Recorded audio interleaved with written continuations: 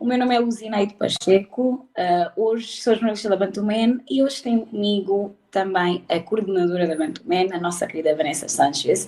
Temos também a Luísa Chiala, jornalista da Bantuman, e o nosso querido Celestino Bastos, da BISO. Vamos falar aqui um bocadinho sobre as eleições, não é? A última semana das eleições, que propostas partidárias são as melhores, como é que as pessoas no estrangeiro estão a ver o voto, como é que a minha avó, que não tem qualquer, não sabe ler, não sabe escrever, vai escolher o melhor partido. Então, algumas questões aqui, uma bela conversa sobre as eleições presidenciais angolanas.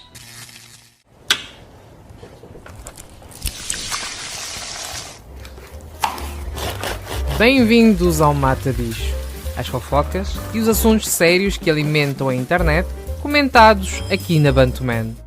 Então, a Luzineide fez um recap sobre aquilo que nós queremos falar aqui. Eu vou-me permitir dizer que sou o elemento estranho, que vai só mandar aqui alguns bitites. E gostava de começar, por exemplo, contigo, Celestino, porque vocês têm feito um trabalho excelente com a vossa plataforma, e mais num nível de educação, não é? Em que vão descontando alguns factos que a maioria desconhece. Ou nos relembrando também, que é importante. Como é que tu tens visto este período de campanha eleitoral? Obrigado, Vanessa, obrigado equipa do Bantuman. Eu acho que falar agora dessa dinâmica política, principalmente que nós temos vivido nos últimos dias, eu acho que seria injusto falarmos disso agora se não falarmos também de um passado que de alguma forma nos interessa.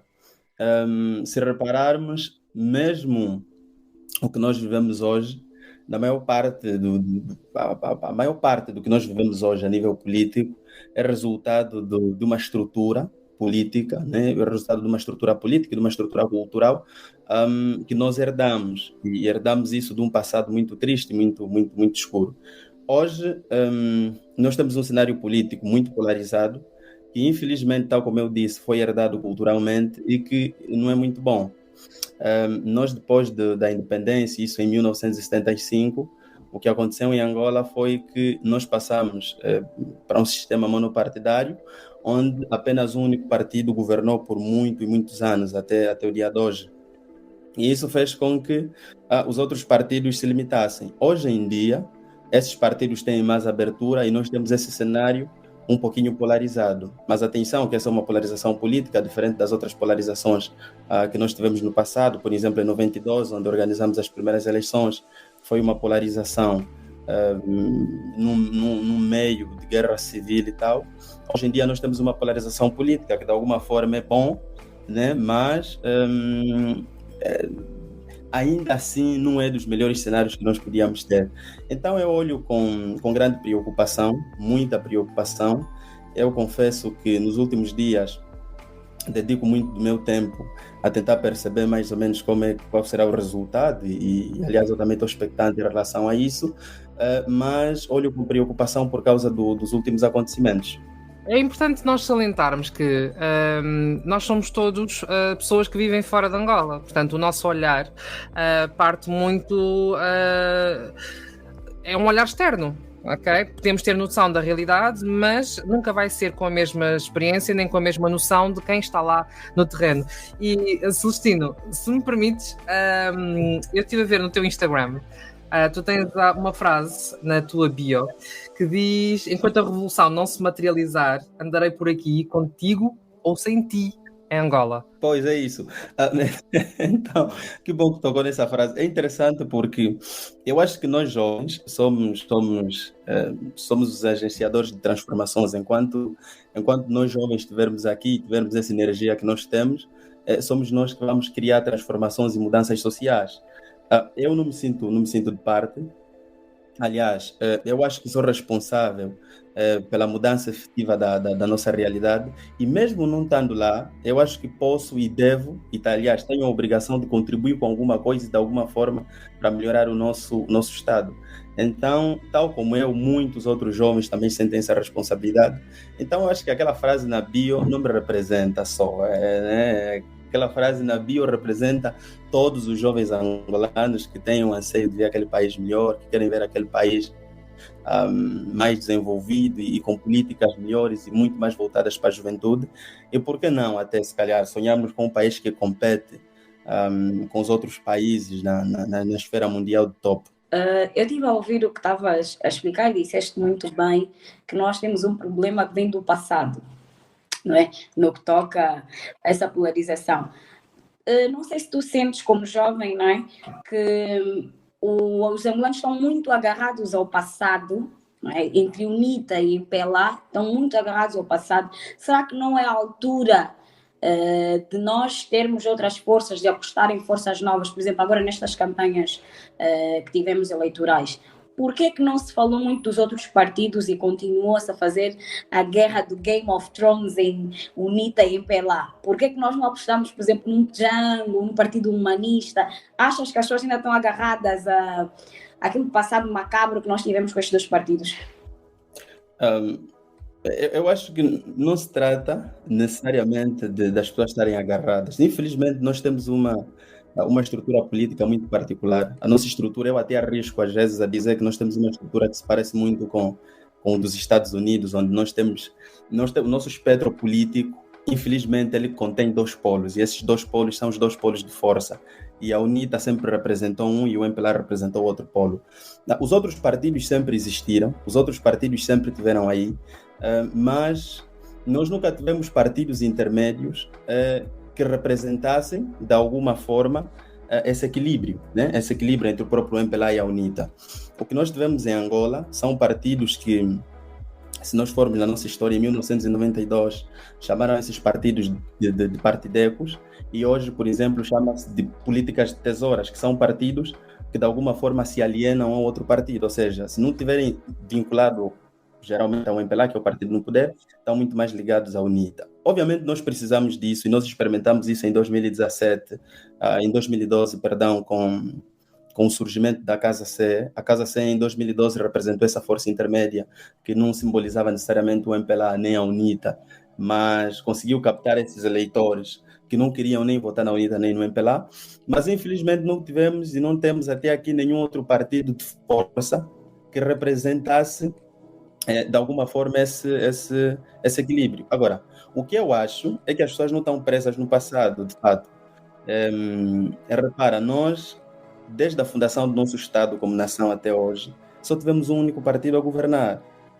E isso faz com que o outro partido que sempre representou, que sempre apresentou forças, né, que nesse caso é a UNITA, também tente experimentar esse governo. E a maior parte do eleitorado aposta nesse partido que já tem alguma antiguidade e que sempre representou força, e que sempre fez frente, aliás, ao MPLA.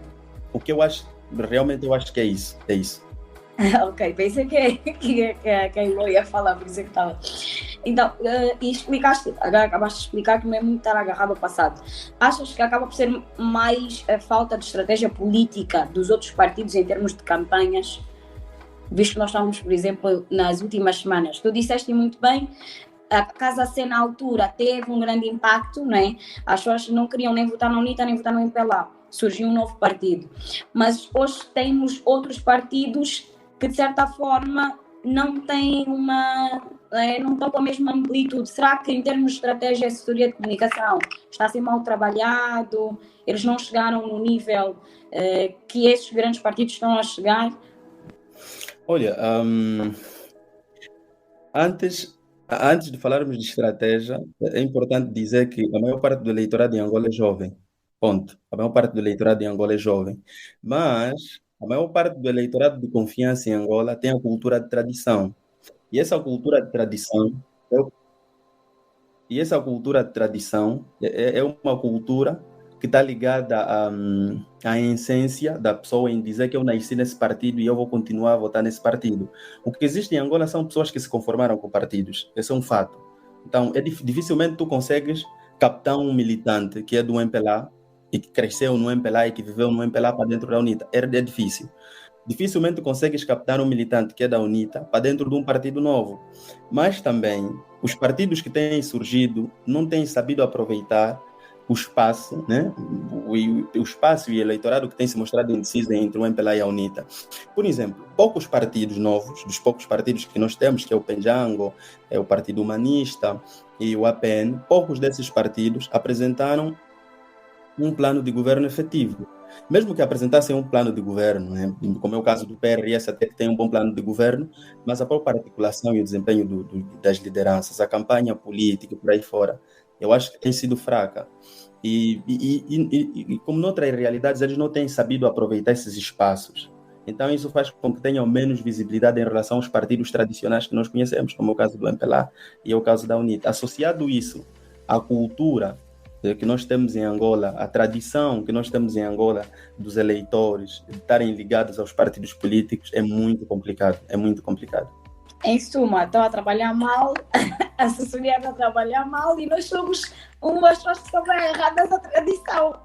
Olha, eu queria acrescentar o meu bitite nessa questão do plano de governação, porque eu estive a fazer uma pesquisa rápida e, fui ao site da UNITA, por exemplo, e o que lá está ainda é de 2012, 17, ainda tem o Isaías Samakova como presidente. Encontrar o plano de governação, tive que pesquisar e ir até o Facebook para poder encontrar o PDF no Mediafire. Heloísa, eu não sei se tu tens tido a oportunidade se tiveste a oportunidade de ler os diferentes planos de governação, se conseguiste encontrá-los. Diz-me, tu. Não, por acaso eu concordo com vocês dizendo, isso aqui é uma verdade. Eu acho que a Angola tem um problema com a atualização. A Angola não está conseguindo, principalmente com a internet, não está a conseguir atualizar os tempos. Porque, para mim, por exemplo, eu sou jovem, tenho 23 anos, estudo, não sei o quê, e para mim é ridículo só a questão do design e tudo mais que eles estão a fazer. É uma coisa amadora, é uma coisa que todos os partidos que por acaso eu não conhecia é o PGR ou Penjango. Penjango. Não conhecia, nunca ouvi falar. Para mim existiam 4 partidos, que é o FNLA, a UNITA, o MPLA e a Casa C. Não sabia da existência desse tipo de partido. Porque eles não estão, pelo menos para mim e para as pessoas que eu conheço, não estão a fazer a campanha deles de maneira a que o público de fora conheça. Porque eu, por exemplo, não conhecia sobre a proposta de governamentação. Será que também há interesse em que o público de fora conheça? Pois, lá está. Mas se o público de fora não conhecer, nós não podemos dizer, não, se calhar este aqui tem uma melhor proposta do que a UNITA, uma melhor proposta do que a Casa C. Se nós não conhecemos, não podemos avaliar. Porque, por exemplo, as propostas de governamentação, eu só vim a conhecer a da UNITA, porque foi a única que me interessou em saber. Eu não sei quais são as da Casa C. A do MPLA, para ser sincera, não me interessa, portanto não procurei saber. Mas eu só sei da UNITA porque vídeo do Alberto a falar. Não sei, mas eu acredito mesmo com o que tu disseste, que foste pesquisar e os planos eram antigos, porque eles não têm preocupação de atualizar os dados. É uma coisa que eu já reparei muito em Angola, mesmo fazendo pesquisas de trabalhos que eu necessitava, são coisas muito, muito antigas, não existe nada recente. Nesse aspecto o MPLA está muito à frente. O site está atualizadinho, está bonito, tem lá tudo. Eu particularmente acho que o que acabaste de dizer é verdade. De fato, os partidos não têm esse interesse em atualizarem os dados, mas isso também tem a ver com a cultura, isso também tem a ver com a cultura dos partidos. Eu acho que os nossos partidos eles estão muito acomodados, né? E o fato deles estarem acomodados e sempre confiarem no mesmo grupo de eleitores faz com que não vão atrás dos outros eleitores. E, aliás, para captarem esses outros eleitores, eles precisam de novas dinâmicas, precisam de novas estratégias. E essas estratégias, na maior parte das vezes, são estratégias contemporâneas. Por exemplo, a maior parte dos partidos políticos ainda, agora, tirando a UNITA e a Frente Patriótica Unida, que investiu muito nos últimos tempos nas redes sociais, é raro encontrares alguns partidos históricos, como o caso da FNLA e do PRS, ainda nas redes sociais. Quer dizer, são partidos que existem a nível nacional, conhece quem está lá, conhece quem está em contato com aquela realidade, mas fora disso, pouca gente conhece. Então, eu acho que é uma responsabilidade. Os partidos políticos, no meu entender, já deviam começar a procurar novos formatos, deviam entrar para as mídias, deviam entrar para as redes sociais, deviam procurar outro tipo de eleitor que não seja o eleitor convencional, o eleitor tradicional. E, aliás, isso também diz muito sobre o desafio dos partidos políticos. Há poucos partidos políticos na nossa praça eleitoral que se desafiam realmente em conquistar o poder. A maior parte estão aí para garantir aquelas pedaladas políticas, garantirem, continuam aí 1 ou mais 2 deputados, mas de fato não estão, eles não lutam em pé de igualdade com o MPLA nessas questões. E não é por falta, há quem diz, por exemplo, que isso seja por falta de dinheiro, seja por falta de condições. Eu não acho. Eu acho que tem a ver com a articulação dos próprios políticos. Yeah. Olha, o que é que tu chamas de eleitor convencional? Quem é o eleitor convencional? É que para mim eleitor convencional são todos. O eleitor convencional é o eleitor tradicional. Nós em Angola temos pessoas, houve um vídeo recentemente de uma senhora que foi entrevistada e ela disse, eu voto nesse partido porque já voto nesse partido há 40 anos. Nós temos esse é tipo o tal de voto por tradição. Yeah. É um voto por tradição. É o tipo de voto que a pessoa dá não pelas políticas que o partido traça, ou pelo plano de governo, ou pelas propostas que o partido apresenta, mas porque nasceu, cresceu, viveu, os pais foram daquele partido, então sente-se na obrigação de continuar a votar naquele partido. Esse é que é o voto por tradição, é o eleitor convencional. Mas segundo as sondagens que estive a ver, acho que não são muitas, né? Mas a do Movimento Cívico Mudei, este eleitor tradicional, convencional, como tu lhe chamaste, não tem assim tanta expressão. Ou pelo menos nesta sondagem. Não tem. Mas é assim, a praça eleitoral angolana é muito complicada porque nós temos 18 províncias e Luanda representa 37% dos eleitores, 37%. E o restante está distribuído a nível das províncias. Só que nas províncias temos poucos jovens. A maior parte das pessoas que vivem nas restantes províncias, por exemplo, eu vou falar especificamente das províncias do sul, quando Cubango, Cunene, Lubango e Namibe. Maioritariamente, a maior parte das pessoas que vão votar nesse pleito eleitoral nem sequer são jovens. É aí onde os partidos que vão atrás de vantagens, buscam vantagens, conseguem realmente lucrar, entre aspas, porque conseguem um significativo número de deputados nessas províncias. E isso associado à pergunta que acabaste de me fazer, que a maior parte do eleitorado nem sequer é jovem, nem sequer é adulto, mas é jovem. Esses jovens, eles votam, mas votam a partir das zonas urbanas, porque a maior parte dos jovens se deslocaram para as zonas urbanas, só que nas zonas rurais estão os velhos. E a maior parte desses jovens também, eu não sei se e nós que temos nos dedicado a estudar isso, eu arrisco dizer que até por falta de consciência de alguns, acabam sempre por ser contraditórios, né? Parece que estão com um partido, ora estão contra o partido e acaba por ser sempre uma confusão. E a maior parte desses jovens até acabam não sendo de confiança, porque são as mesmas pessoas que tomam várias frentes. Então, de alguma ou de outra forma, eu acho que o eleitorado tradicional ainda conta muito, embora os jovens representem a maior parte da expressão popular de voto, mas eu acho que ainda o eleitorado tradicional conta. Então, tu disseste agora muito bem que os jovens foram todos para as zonas urbanas, não é? E nas zonas rurais estão os mais velhos. E muitos desses mais velhos acabam por não saber as propostas, não saber realmente o que é que o partido X, que vota mais que disseste muito bem aquilo por tradição, não é? O que é que as nossas avós vão dizer? O que é que a minha avó que não sabe ler, não sabe escrever, não sabe qual é a proposta? Como é que eu vou lhe explicar? E nós falamos aqui das propostas partidárias que muitos partidos não atualizaram. A Vanessa explicou muito bem que da UNITA está lá de 2012, mas os avós, os mais velhos, não têm acesso à internet, não têm acesso a Instagram, não têm acesso a Facebook, não têm acesso a debates. Como é que vamos explicar para essas pessoas? Não tem acesso a debates porque não há debates. Mas como é que eu vou explicar na minha avó que aquele partido é melhor que o outro, que aquela proposta é melhor que a outra? Como é que eu vou, em palavras miúdas, né, de uma forma mais simples, como é que nós fizemos isso? Já que eles estão em zonas que a informação não chega. antes disso, já vamos aí chegar, mas antes disso eu acho que também é importante perceber primeiro como é que os diferentes partidos estão a fazer chegar o seu plano de governação a toda a gente, e a toda a gente, sobretudo a quem está nos meios rurais. Há tempo de antena de televisão, que é toda do Estado. Não sei, fala-se do assunto nas rádios, há programas dedicados ao assunto. Como é que os partidos estão a levar o seu plano, o seu programa de governação para chegar a toda a gente? Isto existe? Vocês têm ouvido falar? Heloísa? Não, o que eu vejo é que fazem, por exemplo, e que eu tenho visto que a UNITA tem se esforçado mais a fazer, e é fazer aquelas viagens às províncias, que é para explicar como é que se chama? Desculpa, esqueci-me o nome. As propostas e tudo mais.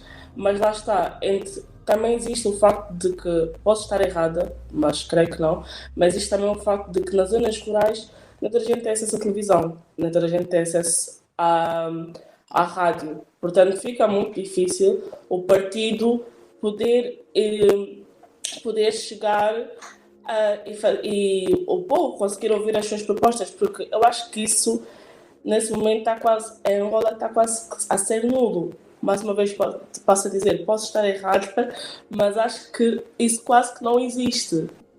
É o seguinte, nós temos uma lei eleitoral que foi aprovada pela Assembleia da República, e essa lei já existe desde 1992, na altura das primeiras eleições, que diz que os partidos políticos têm direito a tempo de antena na televisão pública de Angola, na Rádio Nacional de Angola, e esse tempo de antena tem que ser igual entre os partidos políticos. Nesse caso são 5 minutos, tanto na Rádio Nacional de Angola como na televisão pública de Angola. Agora, é através desses meios e através dessas plataformas que os partidos políticos têm apresentado as suas propostas de governo. Mas existe uma forma tradicional que os partidos já utilizam, que são os comícios. Os partidos se deslocam, a direção dos partidos vão até certas localidades e organizam os típicos comícios, e nesses comícios apresentam as suas propostas de governo, programas, propostas de governos, estratégias e por aí fora. Infelizmente, e é com alguma tristeza que eu digo isso, nos últimos dias, tirando o tempo de antena que os outros partidos têm tido, parece que o partido no poder, e eu não sei se posso aqui mencionar o MPLA. Posso, Vanessa? Tenho essa liberdade. Claro que sim, aqui tens toda a liberdade do mundo. Não, aqui a intenção não estamos a apontar o dedo a nada, estamos a conversar sobre as nossas perspectivas e sobre aquilo que temos observado. Portanto, estás à vontade para mencionar tudo o que tu quiseres. Temos liberdade na Bantuman. Então deixa-me recapitular. Infelizmente, nos últimos tempos, um dos partidos, o partido no poder, nesse caso que é o MPLA, tem usado e tem abusado um pouquinho dos meios de comunicação social a seu favor. Por exemplo, depois do tempo da antena, que são os 5 minutos, que é igual entre todos os partidos políticos, o restante do telejornal e o restante do tempo da televisão é dedicado à propaganda do MPLA. E isso é um absurdo, porque a lei constitucional não prevê isso. A lei constitucional diz que os partidos têm de ter o mesmo tratamento e têm de ser iguais. E infelizmente isso é o que tem acontecido. Em função disso, nós temos partidos políticos, como é o caso da UNITA, que têm aproveitado muito bem as redes sociais. Por exemplo, hoje as redes sociais, disse que as redes sociais, principalmente Facebook, é da UNITA. E é engraçado porque são pessoas do MPLA que dizem isso, mas a UNITA tem sabido aproveitar muito bem as redes sociais. Então, tem-se utilizado meios alternativos para poder fazer chegar a mensagem. Nós sabemos que a maior parte da população de Angola é pobre, né? Isso é pobre, não tem acesso. Se não tem acesso a comida, e algumas pessoas até passam fome, quanto mais a meios de comunicação, é complicado. Mas ainda assim, os partidos têm feito esse esforço de fazer chegar a mensagem, e alguns partidos até têm conseguido. Recentemente o presidente esteve no leste, que foi um desafio enorme. Eu não sei se acompanharam, mas no leste da Angola quase que não há estradas. Então foi uma viagem muito desafiante para ele e para a equipa dele. Eu acompanhei e deu para ver que foi muito difícil. A mensagem chegou para as pessoas, obviamente ele conversou com as pessoas e apresentou a proposta, organizou lá vários comícios, foi até para Cafunfo, que é uma das zonas mais a leste da Angola, quase na República da Zâmbia, e teve lá um comício cheio e tal. Mas é preciso, eu acho que é aí onde onde nota-se quem é que realmente está preparado ou não está preparado para poder assumir o cargo de Presidente da República, uma questão de desafios.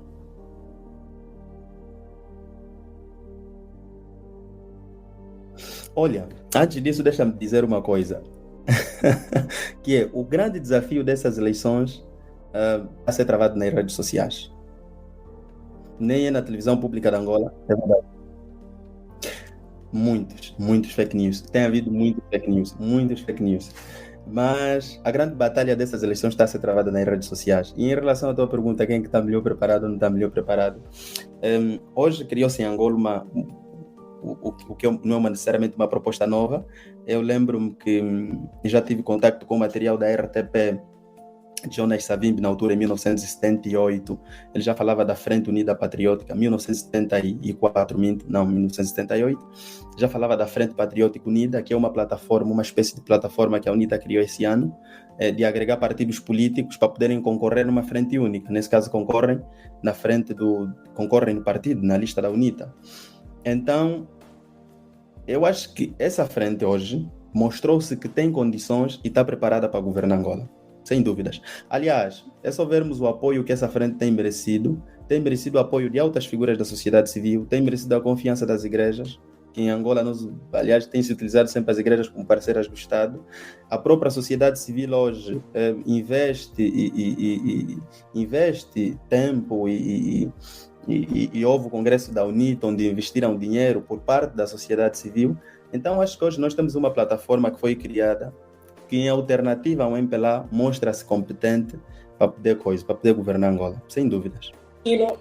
A Luciana falou sobre como explicar à população, às nossas avós e tudo mais, como funciona, como é que está as propagandas, as propostas eleitorais. O que eu gostaria de perguntar é, dado o histórico das duas frentes mais fortes em Angola, como é que nós podemos reeducar a mente dos mais velhos das zonas rurais? Porque muitos deles vão dizer, principalmente quando é o facto com a UNITA, é sempre, não, mas a UNITA, eles causaram guerra, mataram muita gente e coisas assim do género. Eu gostaria de saber como é que nós podemos reeducar a mente deles. Olha, esse é um desafio grande. Esse é um desafio grande porque parece que não, em todas as eleições traz sempre esse discurso de guerra. E isso não é novo.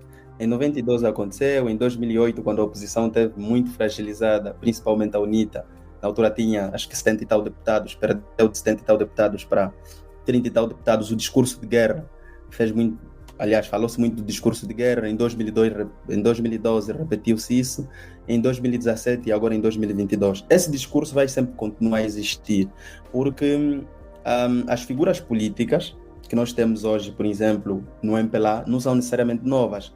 São pessoas que já vêm há muito tempo e muitos deles foram militares. Então, claro que eles vão trazer sempre esse discurso de guerra e aliás, é aí onde nós notamos realmente quem é que está preso no passado e quem está interessado em seguir em frente, porque esse discurso de guerra não faz sentido depois de 20 anos. Em relação à educação, eu acho que não existe uma estratégia definida para podermos educar essas pessoas, para nós, como sociedade civil, jovens, enfim, educarmos essas pessoas. O que tem de haver, e eu imagino, é um processo de seleção natural que vai depender muito também, das gerações que vão vindo. E esse discurso de guerra, na maior parte das vezes, só serve para alimentar o trauma popular, né? E é isso que tem acontecido, porque se repararmos bem, a maior parte desses discursos de guerra é só para atingir um lado. A UNITA fez guerra, a UNITA fez aquilo, a UNITA fez isso, a UNITA fez aquilo, e geralmente serve para as pessoas mais antigas, as pessoas que viveram aquele período de guerra, reviverem esses traumas e terem medo até se calhar da alternância. Mas esse discurso já não faz sentido para os jovens hoje. Hoje, para os jovens, isso não faz muito sentido. Por exemplo, para pessoas da minha idade e pessoas até muito mais novas que não viveram a guerra, isso não faz sentido. Mesmo para algumas pessoas novas que viveram na guerra, isso não faz sentido. Eu não sei se existe uma fórmula, repito, para poder educar essas pessoas. Eu deixo isso, para mim, depende mais de um processo de seleção natural. As pessoas vão passando, as sociedades vão mudando, a consciência vai mudando e as pessoas vão tendo outros discursos. E é isso. Celestina, eu vou-te fazer aqui umas 3 perguntas, porque, primeiro, tu disseste, falaste muito bem sobre o discurso de guerra, que o MPLA, de certa forma, está um bocadinho agarrado ao passado e volta sempre a falar sobre guerra 2012, 2017 e agora 2022. Primeira pergunta seria, a UNITA, nos próximos 4 ou 5 anos, caso vença as eleições, que Angola teremos? Hein? Essa é a primeira. Que Angola que nós vamos ter se a UNITA for realmente ganhar as eleições presidenciais angolanas? E voltando nesse assunto um bocadinho da guerra, a expectativa é muito grande dessas eleições, porque fala-se muito que os jovens vão pegar katanas caso a UNITA não vença. Então vai existir... E nós que estamos fora, muitos até têm medo de voltar ou de ir para Angola, estão de férias aqui, de ir para Angola, têm medo das katanas. E tu disseste que não faz muito sentido, mas às vezes são os próprios jovens que propagam esse tipo de notícias, os próprios jovens que partilham os memes nas redes sociais, a dizer, olha, eu tenho que sair já daqui, porque daqui a pouco as katanas vão rolar. Então, quando diz isso, de que não faz um bocadinho de sentido para nós jovens, também é um bocadinho contraditório, porque somos nós mesmos que vamos para o Instagram, para o Facebook, e atiçamos aquela guerrazita nas redes sociais, né? E falamos sempre dessas coisas, visto que a UNITA está muito presente nas redes sociais. Já dei conta que tu não acreditas que vai existir guerra, né? Mas acreditas que vai existir uma perturbaçãozita, caso isso não aconteça, caso a UNITA não vence. Olha, é assim, eu falaria mais em desobediência civil. Aliás, eu não sei se tenho legitimidade para falar disso, porque... Aliás, é assim, eu em parte eu defendo que a desobediência civil é importante quando de fato as leis não são respeitadas. Quando as leis não são respeitadas, a desobediência civil é importante. Isso acontece em todos os países. Na França aconteceu com os coletes amarelos, em Portugal acontece, em outras partes do mundo acontece. O que existe em Angola é um grupo de jovens como eu, a maior parte dos jovens, andam muito insatisfeitos, principalmente com as decisões que os políticos têm tomado. As políticas que foram tomadas nos últimos anos não nos beneficiaram em nada. Infelizmente, não nos beneficiaram em nada. Agora, se a UNITA vence as eleições, e se teremos guerra, ou teremos uma rebelião, ou teremos... Eu acho que não. O caminho não é esse. E o presidente da UNITA, eu pelo menos tenho assistido os discursos, ele tem pedido muita calma, principalmente para os militantes e para os jovens da sociedade civil, porque a maior parte desses jovens hoje estão com a UNITA e garantem voto na UNITA. O que eu acho que vai existir em Angola, e esse espírito todo de polarização, porque isso é polarização política que vai existindo em Angola, é fruto de muito aperto. Durante muitos anos nós vivemos uma política de muita opressão. E hoje deu-se essa liberdade e as pessoas alguns abusam um pouquinho dessa liberdade, outros até nem é uma questão de abuso da liberdade, outros tentam fazer frente ao Estado. E esse fazer frente ao Estado é tentar dizer para o Estado, olha, que se vocês forem para o mesmo caminho que foram há 10, 15, 20 anos atrás, que é o caminho da fraude eleitoral, nós vamos tomar medidas, só que não é bem assim. Então, eu acho que tem havido um discurso, principalmente da parte da UNITA e de outros líderes políticos, de contenção. Tenho conversado com jovens, de ficarem calmos e tal, e não partirem para a violência. Agora, se a UNITA ganha ou não as eleições, o que eu acho é que a UNITA de fato está preparada para ganhar as eleições, porque a UNITA não conta simplesmente com os militantes da UNITA, a UNITA conta nesse momento com toda a sociedade civil, a UNITA conta com a ajuda de outros partidos, como é o caso do Prajá, do Bloco Democrático, como é o caso de alguns movimentos cívicos, né? Enfim, jovens da sociedade civil, altas figuras da sociedade civil, e ainda conta com uma franja de militantes, de pessoas que eram militantes do MPLA e que hoje estão descontentes com o próprio MPLA, e que essas pessoas foram para a UNITA. E nós temos visto nas redes sociais até pessoas fundadoras da própria UNITA declararem apoio. Ontem eu vi o deputado o ex-ministro Marcolino Moco a declarar apoio à UNITA e a dizer que as pessoas deviam votar para a UNITA e por aí fora. Então acho que a UNITA está muito preparada para isso. Agora, essa ideia de trazermos essa narrativa de que haverá confusão, haverá guerra, isso não é novo. Isso sempre aconteceu. A UNITA ganhando as eleições, eu acho que fica claro, e todos nós estamos interessados em ter um país estável. Querendo ou não, o MPLA vai ter que negociar, vai ter que entregar o poder para Angola. Pelo menos essa é a minha previsão.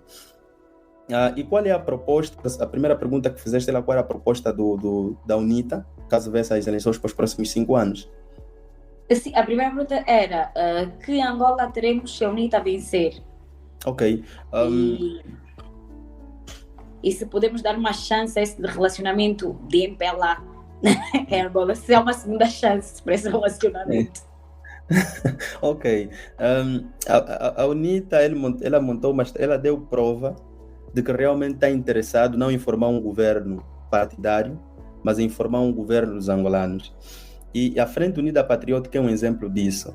Eu lembro bem, eu ter ido para um encontro um dia desses, onde eu tive acesso ao programa de governo da UNITA, na altura, muito antes de ser divulgado, que era o JIP, e eles procuravam pessoas para poderem reestruturar o programa de governo. Nós fomos para Lisboa e eram pessoas, alguns até nem militantes do partido. Havia lá pessoas que fizeram apontamentos, né? Alguma coisa que queriam acrescentar nesse plano de governo, que se chama JIP, que é o Governo de Inclusão Patriótico, que é um governo voltado para os angolanos. Ou seja, hoje em dia, nós temos o que nós chamamos de partido-Estado. A proposta da UNITA é simples. No JIP, a proposta da UNITA é que todas as pessoas deverão fazer parte do Estado. Ou seja, o Estado não tem que ser necessariamente partidário. E é engraçado porque isso contraria completamente o que o presidente João Lourenço disse no discurso dele recentemente, onde disse que não, quem não for do MPLA não pode fazer parte do Estado. Eu vou formar Estado com as pessoas que são do MPLA. E a UNITA diz o contrário. E mesmo no discurso do presidente João Lourenço há dias no Namibe, ele voltou ainda a enfatizar isso, a dizer que só faria governo com as pessoas que são do MPLA. A UNITA diz o contrário. A UNITA diz que apenas uma parte da UNITA fará parte desse governo. Aliás, é um partido que concorre ao poder e é natural que assumam certos papéis. Mas a sociedade civil, no todo, vai fazer parte desse Estado. E, aliás, ele tem dado provas disso. Por exemplo, a Irina, que é uma artista da sociedade civil, tem uma grande proposta dentro do governo da UNITA, entre outras pessoas da sociedade civil. Então, eu acho que a UNITA vai mostrando que, se ganhar as eleições, provavelmente nós teremos um país completamente despartidarizado. As pessoas que vão assumir cargos de responsabilidade será por meritocracia, mérito. Tem competências, assume o papel. Não tem competência, olha, é descartado. Não o que nós vivemos durante esses 47 anos, onde para fazer necessariamente parte do Estado, tens que pertencer a um partido político. Eu acho que isso também já fica para trás. E mesmo a própria sociedade já se abriu muito para aceitar mais isso. Então, de alguma forma, eu acho que pelo menos é o que eu imagino que vai acontecer caso a UNITA ganhe as eleições. Olha, agarrando no gancho da camada artística, Lu, tu que gostas de uma boa fofoca, porque é que eu tenho a impressão que tu tens um grupo de artistas mainstream, provavelmente, maioritariamente da geração mais nova, que apoia o MPLA, e depois tens uma outra camada menos mainstream, mais underground, que declara o seu voto a favor da UNITA. Há uma explicação para isto acontecer? É para ti, Lu. É assim, eu acho que a camada mais jovem, estes músicos, eu acho que os cantores mais novos, têm ainda o efeito bajulação para conseguir alguma coisa. Eles sabem que durante muito tempo muita gente conseguiu tirar discos, fazer shows com patrocínios de partidos. Eles ainda estão agarrados a, se eu conseguir bajular, eu vou conseguir chegar no sítio X. E essa camada mais underground já sabe que não é bem assim. Que para nós conseguirmos ter melhorias de condições, até na área da cultura, que é algo que os artistas hoje em dia têm gritado bastante, que não há condições para a cultura em Angola, eles já sabem que precisam reivindicar direitos e não vão estar-se a vender. Mas tiveram que aprender com os erros. Já os mais novos da minha faixa etária, não, estão mais acostumados com o imediatismo, querem já coisas agora, então acreditam que fazendo lives, decretando para as pessoas, até não são os artistas, acho que as blogueiras, não sei se vocês viram recentemente, já temos blogueiras mesmo a decretar para votar no 8. Então, eu acho que é mais aquilo de, se eu coisas mais imediatas, se eu declarar o meu voto, vou conseguir alguma coisa, mas são pessoas que estão a pensar no seu pão. Não. Mas também não será porque alguns destes artistas têm ligações familiares. Também. Muitas dessas pessoas têm ligações com o partido, então também fica um bocadinho. Também eu não posso estar falando. Então também é aquele voto por tradição. Exato, é o que o Celestino estava a dizer. Embora muitos nunca tenham podido votar. Agora vai ser a primeira oportunidade para votar. Eu só queria mesmo aumentar o valor temos que ter noção que, por exemplo, os do underground, nem todos ou alguns, a maioria, aliás, nunca teve apoio do partido. Os do underground costumam ser sempre mais daqueles do género do rap e tudo mais. Coisas que nunca foram apoiadas pelo partido. Porque se formos ver o mainstream, os do mainstream, mesmo que fizessem hip hop e tudo mais, sempre foram apoiados pelo partido. Daí vai a situação da bajulação e do pão, porque infelizmente nós não podemos morder a mão que nos alimenta. E daí vem o sentido de que, sim, os artistas estão a bajular o partido porque o partido os patrocina. E não são só, queria só salientar também que não são só os da nossa geração. Existem mais velhos, por exemplo, como estamos aqui no Safe Space, temos o Matias Damasio. O Matias Damasio é a pessoa que mais faz propagandas para o M. E ele já está numa faixa etária quase da dos meus pais. Portanto, era só mesmo para dizer isso.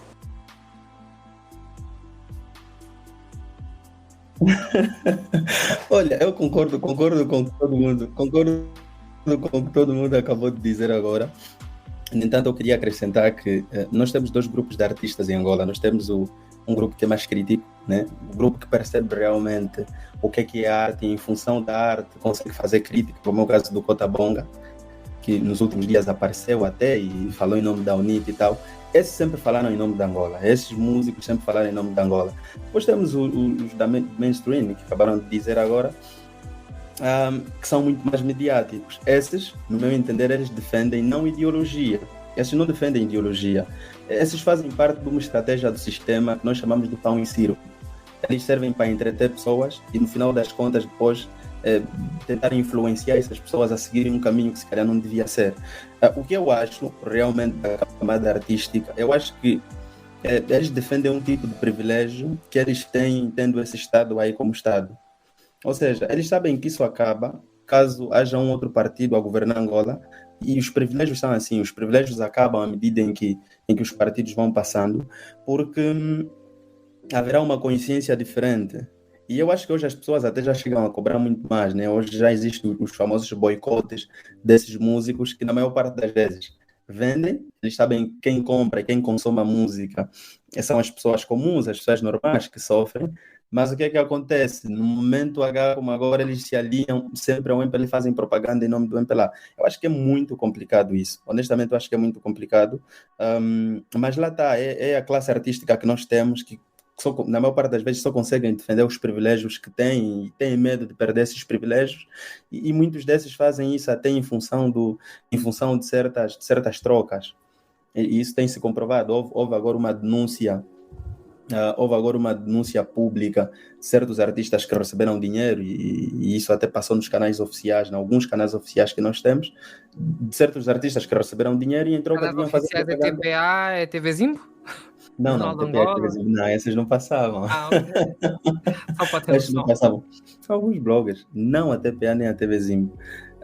Mas sim, receberam dinheiro para fazerem propaganda, ou seja, e depois não só, eu acho que a classe artística tem agora a grande oportunidade de provar realmente que nos últimos tempos, como artistas, têm refletido de fato na situação que as pessoas vivem, porque a situação em Angola é grave, as pessoas passam fome, e eu não acho que alguém que venda arte para as outras pessoas e sabe que as pessoas consomem a arte e valorizam essa arte, não sinta um pouquinho sobre o que as pessoas vivem. Eu acho que é um pouquinho injusto isso. Mas, vamos ver. Eu acho que também é uma questão dúbia, porque, na verdade, hoje em dia, felizmente, temos as redes sociais e as pessoas conseguem ter acesso à informação e conseguem comunicar de uma forma muito diferente, muito mais rápida. E um artista que é verdadeiro acaba por ter sempre o seu público. Então, ter medo de não ter e que saiba trabalhar, obviamente, e que saiba comunicar com o seu público. Portanto, o artista que tem medo de não conseguir patrocínio, e aqui estamos a falar sempre numa perspectiva política, obviamente, como sempre aconteceu, eu acho que hoje, atualmente, é um medo um bocadinho infundado, porque nós temos, lá está, tem vários casos. Tem um caso de um Bonga, tem um caso de um Paulo Flores, que sempre falaram livremente e continuaram sempre a poder viver da sua música, da sua arte. Pois, isso, e vou acrescentar aqui uma frase da Nina Simone. Ela diz que como pode ser um artista e não refletir os tempos. Eu acho que é um pouquinho complicado, porque quando alguém se predispõe a fazer arte, essa pessoa acompanha tendências, acompanha os tempos. E à medida em que a dinâmica social, à medida em que as sociedades vão mudando, eu acho que o artista vai se ajustando. E quando o artista não tem essa capacidade de medir os tempos e de saber o que falar, quando falar, defender principalmente os interesses das minorias, eu acho que, para mim, essas pessoas não fazem arte. Essas fazem tudo e qualquer coisa menos arte. Então, eu até acho que é errado chamarmos essas pessoas de artistas. Eles são enfim, deviam ser qualquer coisa menos artistas. Tocando um bocadinho na parte da arte, vocês estavam a falar muito da arte, não sei se vocês viram o último lançamento do Doug Murras, que foi uma crítica social. Eu acho que quem fez aquele videoclipe é um artista, porque meteu o Agostinho a andar pelas ruas de Luanda. Também achei brutal. O efeito visual que tem, o impacto. Exatamente, as pessoas, acho que quando se fala de artistas, fala-se disso. Fala-se de pessoas que conseguem usar realmente a música para um benefício comum. E é um artista que tem falado cada vez mais, já foi afastado várias vezes e volta sempre a tocar na mesma tecla. E eu digo nós, né, porque os jovens, nós temos muita boca. Nós, em 2020, 2021, fizemos uma campanha 2022, vais gostar e não sei o quê, né? E depois temos o presidente a fazer uma linha de debate com certos jovens e a perguntar, então, vou gostar ou não vou? Chega a altura de nós realmente, que é agora em 2022, mostrarmos a diferença nesse sim ou se não,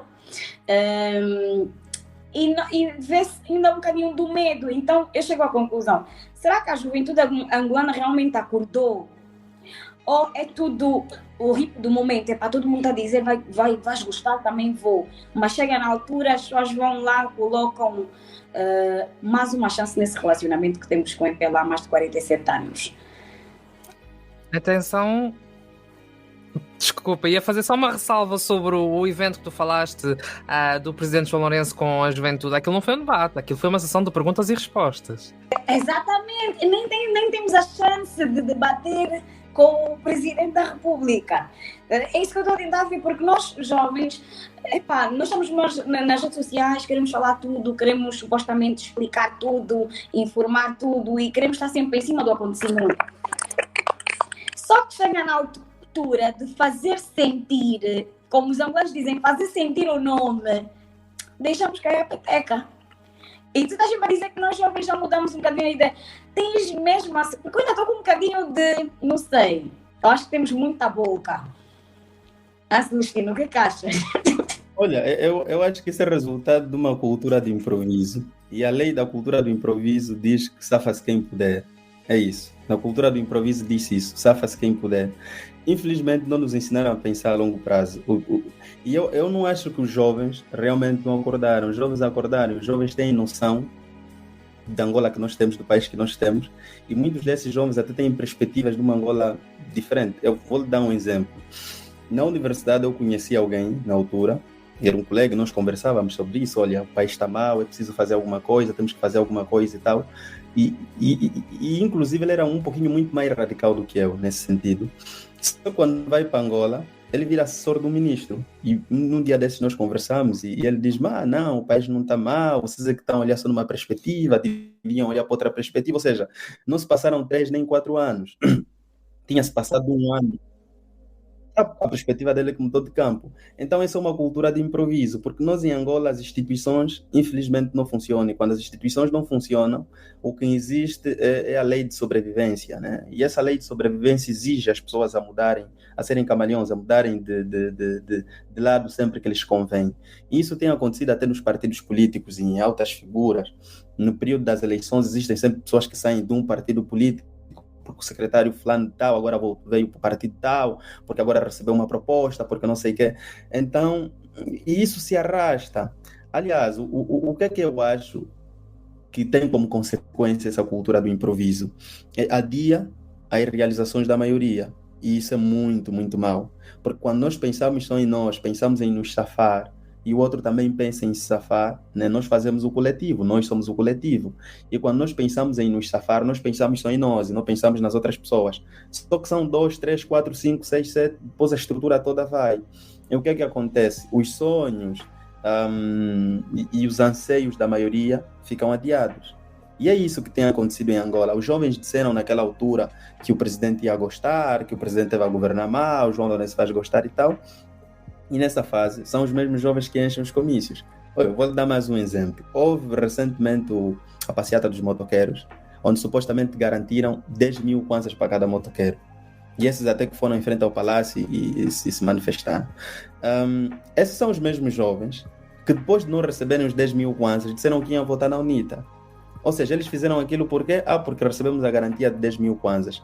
Eu acho que também há toda uma estratégia por trás disso, né? Há toda uma estratégia por trás para que os jovens não pensem a longo prazo.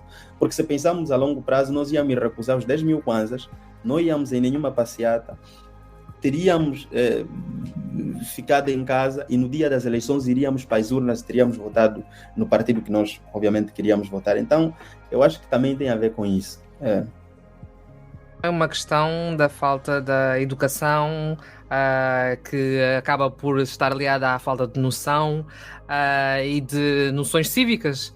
Portanto, é todo um conjunto de problemas e que faz levar então a essa cultura do imediatismo, como tu lhe chamaste. Olha, eu em jeito de término e como elemento de observação externo, eu vou-me permitir perguntar a cada um de vocês sobre a questão do voto no exterior, porque vocês vão viver isso pela primeira vez. Acham que vai ser realmente possível e que... Quer dizer, eu não duvido que chegar no consulado e votar, nas embaixadas e votar, seja possível. Eu questiono-me um bocadinho sobre depois como é que vai ser esse processo da contagem dos votos e tudo mais, e a comunicação com Angola. Mas o que é que vocês acham que vai acontecer? Começo por ti, Heloísa. Bem, eu acho que é tudo bonito na ideia, na teoria. Infelizmente, eu não acho que os votos vão sair daqui, vão chegar lá como saíram daqui, aliás. Acho que vai haver uma matrafulha, porque é bom saber que o partido que está no poder é o partido que governa o consulado. E eles são conhecidos por alterarem os votos e tudo mais. Portanto, essa política de deixarem-os de fora votar foi mais para fazer propaganda ao partido ou para os estrangeiros dizerem não estrangeiros, mas os que estamos aqui fora dizerem não, ela está a fazer boas coisas, então se calhar podemos votar neles porque nos deixaram votar aqui fora. E é isso. Tu disseste deixar-os de fora a votar. Eu não acho bem deixar-os de fora a votar porque tem países como os Estados Unidos que têm angolanos e eles não vão votar. Não teve nenhuma unidade para fazer o registro eleitoral. Foram escolhidos alguns países que eles acreditaram que fossem os necessários para votarem, mas há nomes. Eu fiz o registro, eu vou votar e eu vou ficar lá à espera da contagem. Mesmo que não estiver na sala, vou estar uns 50 metros, eu vou cumprir, não vou ser desobediente, mas vou cumprir isso. Mas assim, são poucas as pessoas que vão votar no estrangeiro, poucas. Não teve registro eleitoral, não tinham unidades. O partido vigente não teve capacidade, ou acho que nem capacidade humana, ou até mesmo de informática para reunir as condições para as pessoas fazerem esse tipo de registro. É a primeira vez que eu vou votar no estrangeiro, mas também eu acho que todo mundo vai votar com será mesmo que o nosso voto conta ou não? Será que as pessoas realmente... Porque assim, nós vemos muito e durante anos nós ouvimos o quanto o MPLA tem feito supostas trocas de votos. Só que, quando não há provas, nós não temos como chegar e dizer que é isso que acontece, é isso que é a realidade. Hoje, as pessoas que estão no estrangeiro vão votar, mas vão votar com um olho aqui e o outro olho lá. Por quê? Porque nós não temos... Exatamente. Porque nós não temos a certeza que realmente o nosso voto vai se fazer valer. Que as pessoas, por exemplo, na França tem pessoas que não fizeram o registro e o nome está em Angola. A dizer que vão votar em Angola. Tem pessoas que já morreram. Por exemplo, a minha mãe já faleceu há 5, 6 anos e saiu numa urna, num colégio para ela ir votar.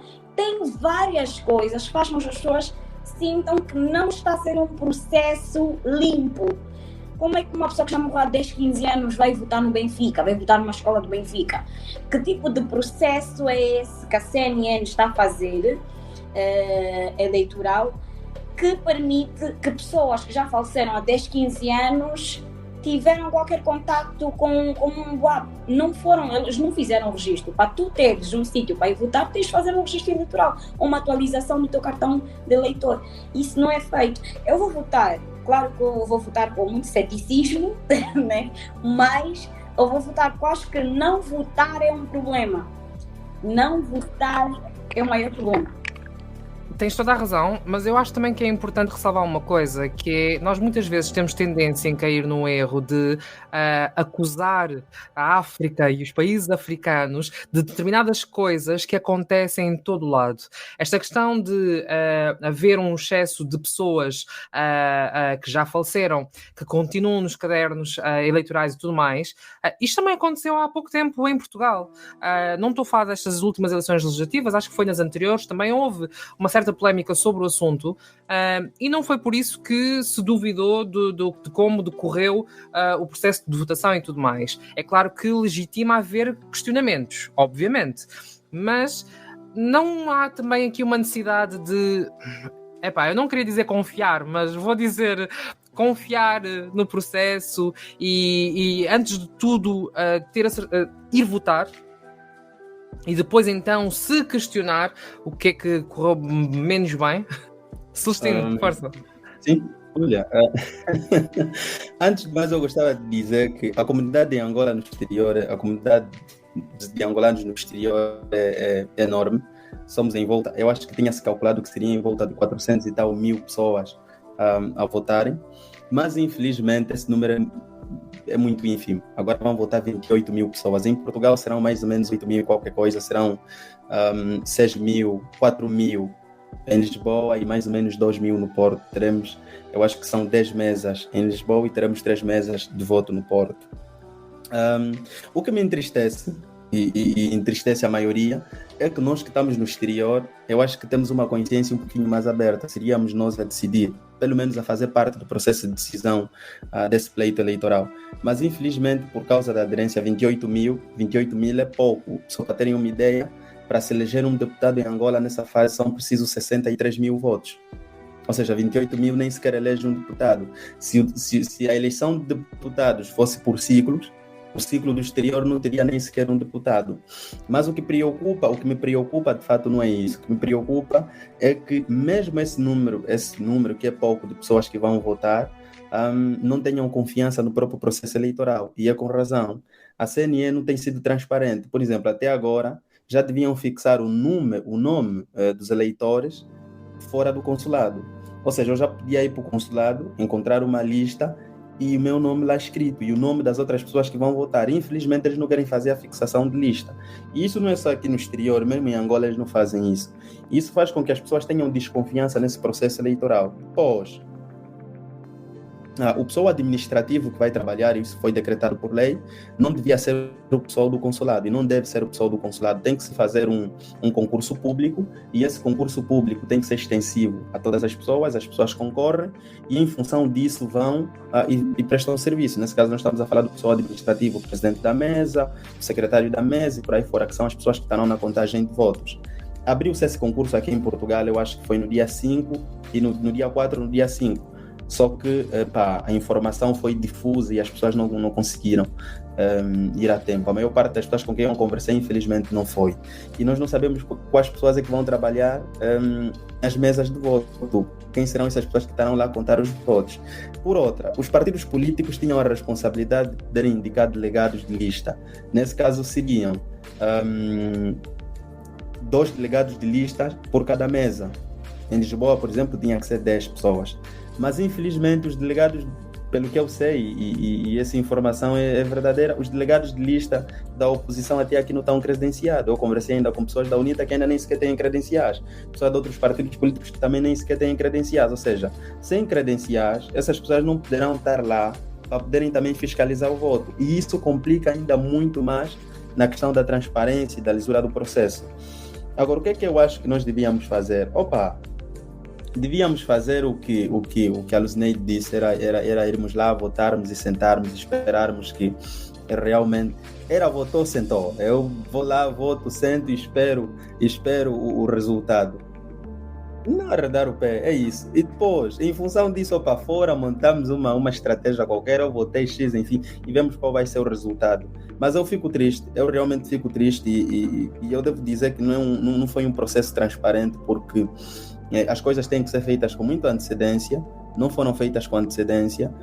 O número de pessoas que aderiu a esse pleito eleitoral é muito pouco. Em Portugal nós temos mais de 30 e tal mil pessoas em idade superior a 18 anos, nesse caso, que são pessoas que poderiam votar. Infelizmente não vão fazer isso, só são 6 mil, mais ou menos 6 mil pessoas, e sem contar com as pessoas que se calhar provavelmente não vão, então o número é muito ínfimo.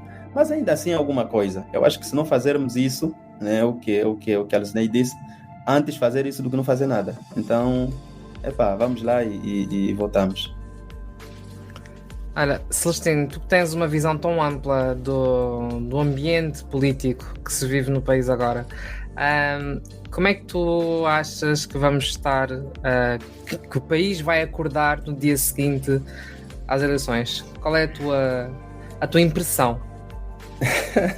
Eu falo disso com algum medo, porque eu só vejo 3 saídas possíveis. A primeira seria o MPLA ganhar as eleições. A oposição, obviamente, não reconheceu os resultados, e aliás a oposição tem dito sempre isso. Desta vez a fraude não passa, e nós termos um cenário de desobediência civil. Essa é a primeira opção.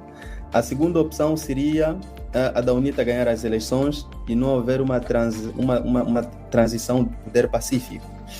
Porque nós temos uma ala radical do MPLA que não deixa. E recentemente o presidente da UNITA teve um encontro com alguns membros da mais alta cúpula do próprio partido, que disseram que a UNITA não vai governar porque perdeu a guerra. Quer dizer, é um discurso que também não faz muito sentido agora, não faz sentido. Isso prova realmente que eles não querem fazer essa transição de poder. E isso é muito complicado. E eu imagino que se calhar a UNITA ganhe as eleições e não vai haver essa transição pacífica do poder. E a terceira opção... Nos Estados Unidos também não houve. Sim, nos Estados Unidos não houve, mas as instituições garantiram que houvesse. É só para lembrar aquela questão de é só em África, só em Angola. Não, por acaso também não houve, mas as instituições garantem, e esse é o papel que as instituições deviam desempenhar, o Tribunal Constitucional, o Tribunal Supremo, os serviços de segurança, enfim, deviam garantir realmente isso. E a outra saída possível que eu imagino é de não haver um entendimento, nem entre o MPLA e a UNITA, que são os 2 grandes concorrentes ao poder, porque os outros partidos quase que não contam, mas a UNITA e o MPLA são os 2 grandes concorrentes ao poder. Então, se não houver entendimento, a situação fica muito mais complicada ainda. Mas o que me preocupa, talvez, até nem é isso. O que me preocupa é que, nos últimos dias, por exemplo, fala-se muito em falou-se em o exército, falou-se sobre a utilização do exército, a utilização das forças de segurança e tal, o que mostra realmente que esse clima de polarização vai acabar de alguma forma, não só parar em polarização, mas isso vai partir para uma desobediência civil, enfim, e eu acho que também não há necessidade de fazermos isso. O Estado não tem necessidade de pensar que vai haver guerra em Angola porque ninguém está armado, não há necessidade de pensar que vai haver confusão, vai se queimar as instituições, vai se partir coisas. Eu acho que não há necessidade disso. Mas eu vejo essas 3 possíveis saídas. Agora, o meu desejo realmente é que haja entendimento. Eu acho que tanto a UNITA como o MPLA deviam encontrar uma plataforma única de negociação, porque tudo vai ser possível, tudo é possível. A maior parte do eleitorado, repito, está em Luanda, são 37%, e esses 37%, a maior parte está quase do lado da oposição. A maior parte está do lado da oposição, juntando com as outras percentagens. A possibilidade de haver transição de poder em Angola nunca esteve tão perto, nem em 92 foi assim. Em 92 era a UNITA e sozinha. Hoje a UNITA e a sociedade civil, ou seja, hoje a UNITA está muito mais apta para conseguir o poder do que antes. E o MPLA fragilizado, desgastado, depois de muitos anos de corrupção e tal, eu acho que também está apto a perder o poder, ponto. Então qualquer coisa pode acontecer, mas dessas 3 opções uma será, e eu honestamente espero que uma será, mas eu espero que não seja nenhuma dessas, que se encontre algum consenso. Esse é o meu desejo. Então, acho que essa foi a nossa conversa amena sobre o estado das eleições nessa última semana das campanhas, né? Conseguimos, de certa forma, ouvir um bocadinho e beber também de algum conhecimento do Celestino, da Heloísa e a Vanessa aqui como observadora externa, de certa forma, com perguntas muito pertinentes. Muito obrigada, Celestino, pela disponibilidade, por estar aqui connosco, elucidar-nos realmente como é que funciona essa troca de poderes e como é que pode vir a ser Angola com a UNITA, esse relacionamento que podemos vir a ter pela acho que podia ser 48, né? Caso tivéssemos a segunda chance aí com a MPLA. Muito obrigado, esperemos tê-lo numa outra oportunidade para falarmos então de como é que foram as eleições, quem ganhou. Vamos marcar uma nova conversa no dia 25. A ressaca A ressaca das eleições.